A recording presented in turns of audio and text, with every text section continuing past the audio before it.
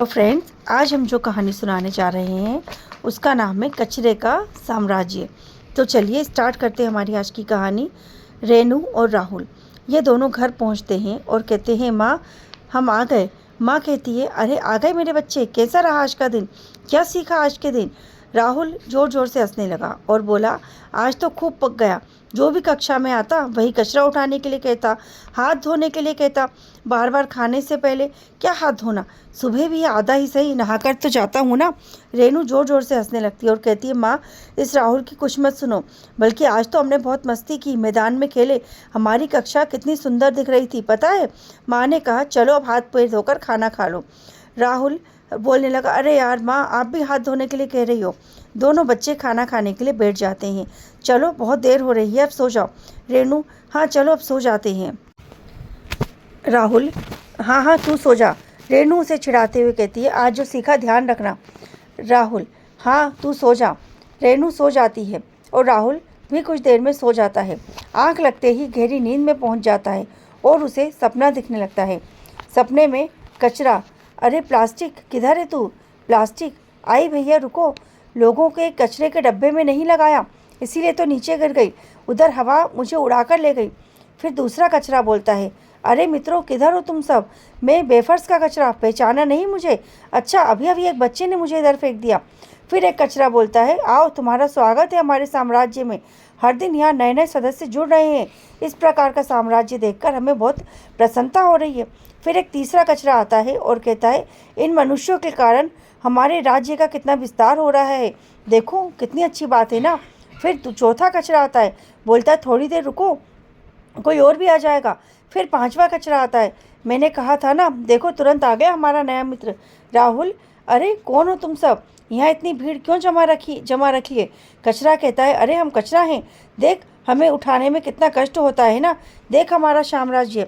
राहुल कहता है, कैसा साम्राज्य, हम तो तुम्हें सुबह सुबह जला देते हैं और बड़े आए साम्राज्य वाले। कचरा जोर जोर से हंसने लगता है। राहुल कहता है, क्यों दांत दिखा रहे हो, सच बोल रहा हूँ पागल कहीं के। कचरा, सोचो तो स्वस्थ हवा हमारी, सोचो सुबह की हवा स्वास्थ्यवर्धक होती है, निर्मल होती है। राहुल ने कहा, हाँ तो कचरा, अरे हमें जलाने से वह निर्मल हवा दूषित हो जाती है। राहुल ने कहा, वह कैसे।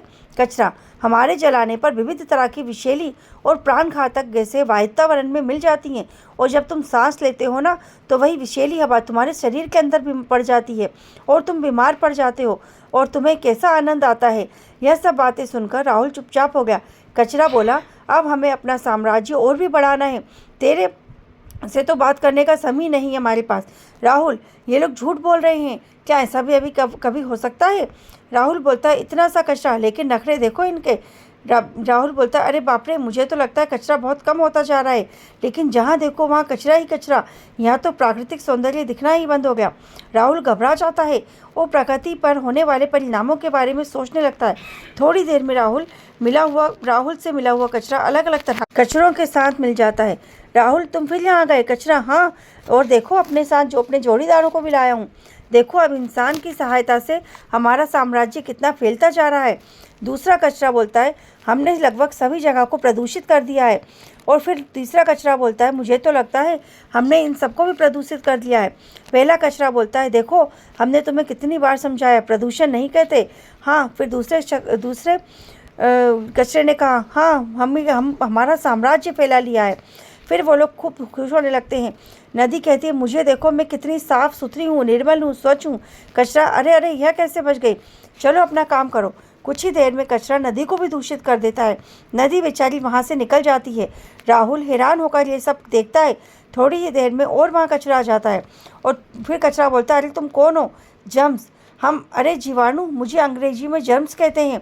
कचरा, तू हमारे किस काम का। जर्म्स, अरे बच्चे जब खेलते हैं ना तो मैं उनके हाथों पर जाकर बैठ जाता हूँ। कचरा बोलता है, फिर उससे क्या होता है। जर्म्स, फिर जब वे भोजन करते हैं ना तो मैं उनके पेट में प्रवेश कर जाता हूँ और पेट में प्रवेश करने के बाद नाचता हूँ, गाता हूँ, जो मन करता है वह करता हूँ और मेरी बदमाशियों से बच्चों के पेट जोर से दर्द होने लगता है और मुझे बहुत मज़ा आता है। राहुल बोलता है, क्या। फिर जर्म्स बोलता है, अरे तुझे याद है ना कल तेरा पेट दुख रहा था। राहुल, हाँ दुख तो रहा था, पर तुम्हें कैसे पता। जर्म्स, तू ठहरा बड़ा आलसी, खाने से पहले तू हाथ धोता नहीं है। बस फिर क्या, मैं मेरे मित्र तेरे हाथों में बैठे हुए तेरे हाथ की धोने की आदत के कारण तेरे मुंह में प्रवेश कर गया और अंदर जाने के बाद डिस्को डांस करने लगा और तुझे लगा कि तेरा पेट दुख रहा है। राहुल, कितने गंदे हो तुम लोग, कितने बुरे हो। तुम्हारे ही कारण आजकल मेरा पेट कितना दुखता है, कितना कष्ट होता है मुझे। जर्म्स बोले, कष्ट तो हमें भी होता है ना। कल तुमने चिकित्सक के पास जाकर मेरे मित्रों को मार दिया, उससे मेरा कष्ट का बदला लेने आया हूँ। राहुल घबरा गया।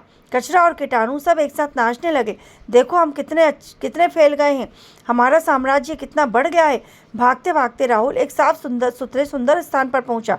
उधर की स्वच्छता को देखकर मन ही मन कचरा कीटाणु उसे चढ़ाने लगे, लेकिन उनका आनंद कुछ देर का ही था, क्योंकि उसके पीछे पीछे कचरा और कीटाणु नाचते हुए आ जाते और राहुल छुप जाता। कचरा वहां पहुंचकर एक एक चीज को दूषित कर देता और गंदा भी कर देता। पहला कचरा कहता है, देखो मेरे पास कितना कचरा है, हमारा साम्राज्य धीरे धीरे बढ़ जा रहा है। कचरा का राजा कौन है जो अपने समाप्त होने की बात कर रहे हैं? सब कचरे कहते हैं, प्रणाम महाराज। राजा, यदि किसी ने अपने समाप्त होने की घोषणा की तो मुझसे बुरा कोई नहीं होगा। कचरों का राजा सब कचरा स्थान पर फैल जाता है। राहुल, जो डर के मारे छुपकर बैठा था, उसे इस बात पर क्रोध आने लगता है और उसे अपनी गलती का अनुभव होता है। उसने अपनी गलती को सुधारने का निश्चय किया और थोड़ा साहस करके कचरों के राजा के सामने आया। राहुल ने कहा, ओ कचरों के राजा, तुम्हें हमने ही सब जगह फैलाया है और अब हम तुम्हारे होने का परिणाम अनुभव हो गया है।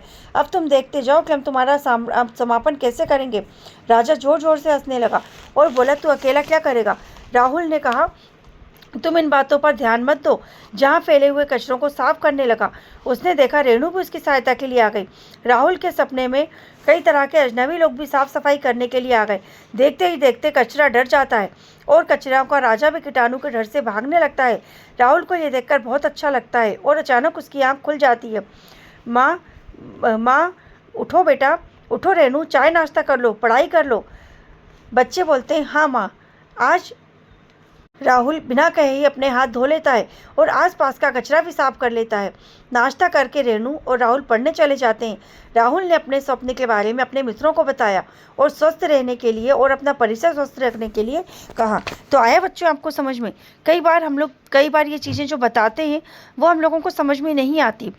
हम लोग अगर आसपास का कचरा नहीं साफ कर सकते तो हम आसपास कचरा फैलाएं भी ना। हम कोशिश करें कि जो भी गंदा कचरा है, जो हमारी चिप्स चॉकलेट हम खाते हैं उसके रेपर हैं, उन्हें हम डस्टबिन में ही डालें। और हाँ, कुछ भी खाने के पहले अपने हैंड वॉश जरूर करें, इससे कि हमें कचरे के साम्राज्य को हराना है। राधे राधे।